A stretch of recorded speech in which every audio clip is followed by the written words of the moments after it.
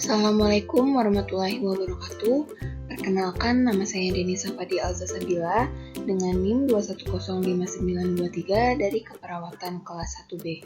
Di sini saya akan menjelaskan mengenai Sunda Wiwitan sebagai kepercayaan lokal masyarakat Sunda dengan mata kuliah Antropologi Kesehatan. Kita masuk ke pengertian dan asal-usul dari Sunda Wiwitan. Sunda Wiwitan sendiri adalah keyakinan atau penyembahan terhadap kekuatan alam dan arwah leluhur, animisme dan dinamisme yang diikuti oleh masyarakat Sunda, menurut Eka Jati 1995. Asal mula Sunda Wiwitan tidak diketahui sampai batas tertentu, tetapi Sunda Wiwitan berkeyakinan bahwa manusia purba, Nabi Adam, adalah orang Baduy. Mereka mengira Adam adalah nenek moyang mereka. Dalam iman Baduy, Sunda Wiwitan diturunkan dari Nabi Adam alaihissalam sebagai orang pertama yang diutus ke bumi untuk menikmati dan menyimpan semua isinya tanpa merusak bumi dan seluruhnya. Menurut Taufan 2015. Orang Sunda percaya bahwa pendiri Sunda Wiwitan adalah Madrais, yang bernama lengkap Madrais Sadewa Alibasa Kusuma Wijayaningrat, yang hidup sekitar tahun 1832 sampai dengan 1939. Madrais sebenarnya adalah nama pesantren yang didirikan di Cikugur, yang sekarang telah berubah menjadi Paseban. Ayahnya adalah Pangeran Alibasa, cucu Pangeran Sutajaya, menantu Pangeran Kasepuhan, keturunan ke-8 Gunung Jati. Madrais telah tumbuh menjadi pribadi yang mempunyai kepekaan, kecanggihan, kepedulian sosial, kecintaan yang besar terhadap budaya, dan menjaga kedaulatan negara. Selanjutnya, Sunda Wiwitan di kalangan masyarakat adat Baduy. Yang pertama, sebagai kepercayaan masyarakat adat Baduy. Masyarakat adat Baduy secara sadar mengasingkan diri dari kehidupan budaya luar untuk memenuhi misi nenek moyang mereka, melindungi warisan Sasaka Buana, dan menjaga keseimbangan dan harmoni alam semesta.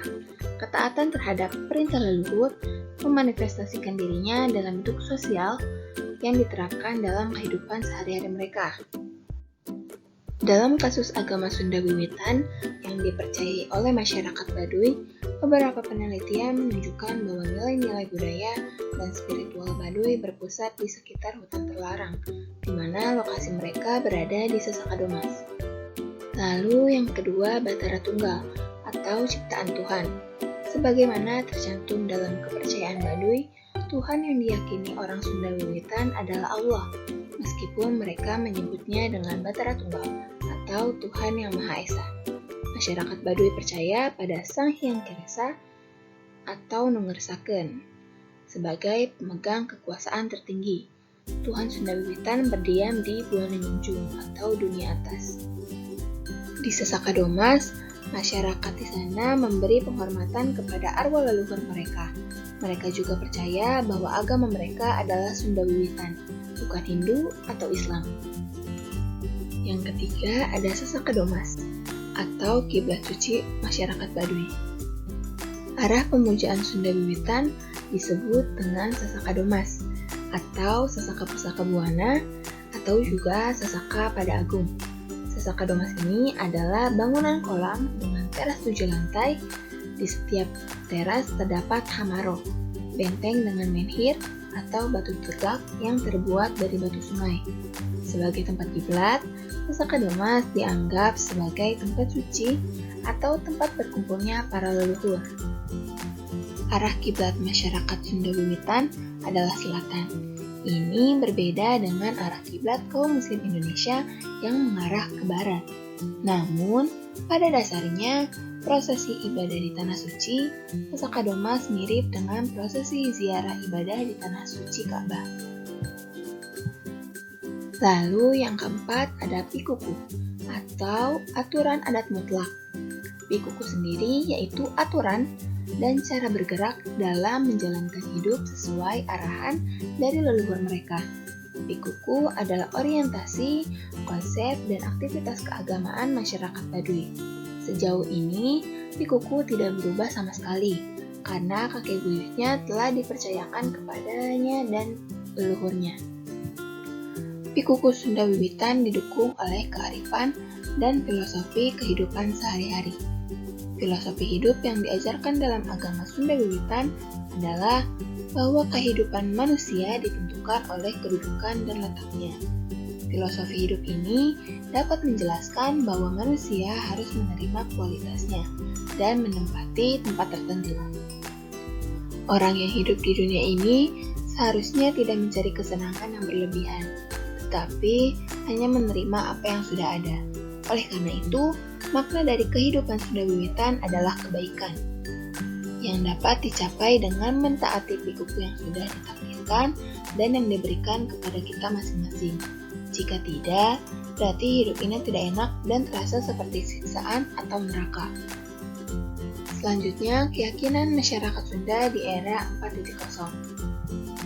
Nilai religi ajaran Sunda Wiwitan bagi masyarakat Sunda di era 4.0 sekarang ini, di mana masyarakat Indonesia khususnya milenial dan masyarakat 5.0 atau yang sekarang biasa disebut dengan Society 5.0 atau Society 5.0 menjadi tantangannya. Ajaran Sunda Wiwitan sangat baik nilai religinya. Untuk itu, penerapan nilai-nilai agama yang ada di Sunda Wiwitan meliputi sopan santun, kejujuran, kepercayaan kepada Tuhan atau bukan ateis, dan dari berbagai kalangan, terutama tokoh agama Sunda dan budaya Indonesia dan juga masyarakat Sunda. Salah satu penerapan nilai religi Sunda Wiwitan yang sebenarnya adalah terkait dengan politik dan pembangunan, yang mana sikap gotong royong oleh masyarakat Sunda sangat relevan dengan zaman ini. Selain itu, manifestasi lain dari ajaran Sunda Wiwitan adalah terus berkembangnya kesadaran ketuhanan dalam beragama dan kesadaran yang dibudidayakan oleh masyarakat Sunda. Artinya, masyarakat Sunda harus terus menjaga pesan yang dititipkan dari para leluhurnya. Lalu selanjutnya ada peran perempuan dalam tradisi Sunda Wiwitan. Salah satu bentuk komunikasi yang diwarisi dari suku Baduy yang masih kuat terjalin dan melestarikan tradisi yang mengandung nilai sakral adalah ritual Agung Seba. Tradisi ini biasanya dilakukan setiap tahun dan merupakan puncak dari tradisi yang harus dilakukan terlebih dahulu. Yang mana ini merupakan langkah terakhir dari prosesi atau kawalu atau kalaksa.